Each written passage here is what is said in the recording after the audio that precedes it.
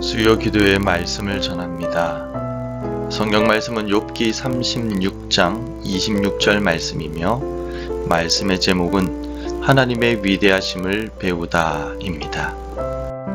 성경 말씀을 제가 봉독하겠습니다. 하나님은 높으시니 우리가 그를 알 수 없고 그의 횟수를 헤아릴 수 없느니라. 아멘. 욥과 세 친구가 아무 말도 하지 않는 사이에 엘리후가 나서서 자신의 생각을 말합니다. 그의 생각 중에는 하나님의 위대하심에 대한 내용이 들어 있습니다. 그 말씀을 오늘 한번 생각해 보려고 합니다. 욥기서에 나타나는 지혜는 이유에 대해서 아는 것을 말하지 않습니다. 욥기에서 말하는 지혜는 하나님에 대해 아는 것을 말합니다. 우리가 하나님의 위대하심에 대해 생각할 때 우리는 우리 스스로 항상 우리의 모든 질문에 대한 대답을 찾을 수만은 없습니다. 그만큼 위대하신 하나님에 비해 우리 인간은 어리석은 존재이기 때문입니다. 하지만 우리의 문제들은 항상 그 자리에서 우리가 조금만 귀를 기울이고 눈을 돌리면 발견할 수 있습니다. 한 국가의 지도자가 항상 침실에 들어가기 전에 하늘의 별과 달을 가만히 쳐다보곤 하였습니다. 단순히 그가 하늘의 별과 달을 쳐다보는 그 행동들은 문제를 해결하는 답이 되지는 않습니다. 하지만 그가 하늘의 별과 달을 침실에 들기 전마다 바라봄으로써 자신의 문제들보다 훨씬 더 위대하신 창조주 하나님을 생각할 수 있게 되었습니다. 오늘 본문에는 전체를 읽진 않았지만 폭풍 가운데 하나님의 위대하심을 깨닫는 엘리후의 말이 들어 있습니다. 오늘 본문을 통해서 우리는 무엇을 생각할 수 있을까요? 먼저 우리가 생각해야 될 점은 고난 속에서도 하나님 찬양하기를 기억해야 한다는 것입니다. 한 그리스도인 여성이 있었습니다. 그녀에게는 사랑하는 남편이 있었고 아침에 일어날 때마다 이 여인은 기쁨에 겨워 노래를 불렀습니다. 하지만 어느 정도 시간이 지나고 나서 사랑하는 남편이 세상을 떠나고 나서 이 여인은 너무나도 슬펐습니다. 그래서 그녀는 아침마다 불렀던 노래를 멈추고 말았습니다. 하지만 그녀는 곧 노래를 부르지 않는 그것이 잘못된 행동임을 깨닫게 되었습니다. 왜냐하면 남편의 죽음이라는 슬픔 가운데서도 하나님께서는 여전히 우리의 찬양을 받을 만한 자격이 있으신 위대한 분이시고 노래해야 할 이유가 있기 때문입니다. 욥은 욥기의 초반부에 이미 하나님의 공의로우심에 대해 찬양했었습니다. 욥기 1장 20절에서 21절 말씀에 욥이 일어나 겉옷을 찢고 머리털을 밀고 땅에 엎드려 예배하며 이르되 내가 모태에서 알몸으로 나와 싸운즉 또한 알몸이 그리로 돌아가올지라 주신 이도 여호와시요 거두신 이도 여호와시오니 여호와 이름이 찬송을 받으실지니이다 하고라고 고백하고 있습니다. 때때로 우리의 삶 가운데 고난의 나날들이 계속되는 가운데 있다 할지라도 우리는 하나님을 찬양하기를 잊어버려서는 안 됩니다. 하나님을 잊어버리지 말고 하나님이 얼마나 위대하신 분인가를 고통 중에서도 생각해 봅시다. 그리고 찬양할 수 없는 그 순간에도 찬양을 해봅시다. 하나님은 우리의 마음 가운데 찬양을 통하여 기쁨을 주시고 힘과 용기를 허락해 주실 것입니다.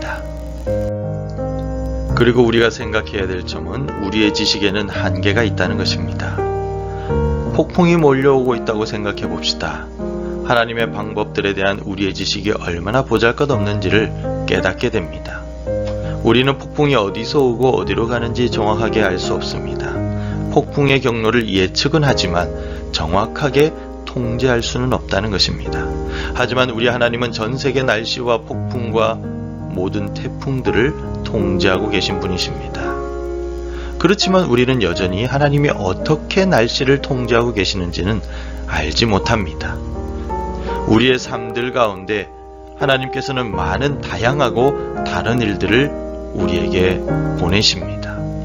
하지만 그 일들을 보내시는 하나님의 계획과 의도에 대해서는 우리가 정확하게 깨닫지 못할 때가 많이 있습니다. 지금의 코로나 바이러스로 인하여 전 세계가 신음하고 있는 상황 속에서 우리는 지금 이 상황 속에서 하나님의 계획과 뜻에 대해 정확하게 알지 못합니다. 우리 개인의 질병으로 병원에서 치료 중에 있을 때에는 왜 나에게 이런 아픔을 주시는지 우리는 정확하게 이해할 만한 지식과 지혜가 없습니다. 우리의 지식에는 한계가 있고 하나님의 섭리와 계획을 완전히 깨닫지 못하기 때문입니다. 코로나 바이러스의 상황 속에서 그리고 우리의 개인의 질병 속에서 고난과 고통 속에서 여전히 우리가 해야 할 일은 왜 나에게가 아니라 그래도 하나님을 신뢰하며 이 고난 속에서도 어떻게 하나님을 높일까 하는 것을 생각하는 것입니다.